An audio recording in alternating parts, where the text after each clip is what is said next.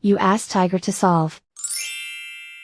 This deals with linear equations with one unknown.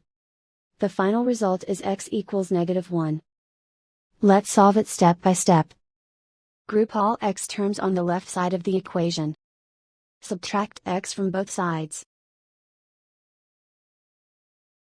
Group like terms. Simplify the arithmetic. Group like terms. Simplify the arithmetic. Group all constants on the right side of the equation. Add 2 to both sides. Simplify the arithmetic.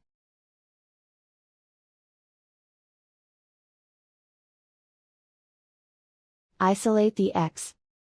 Divide both sides by 4. Simplify the fraction.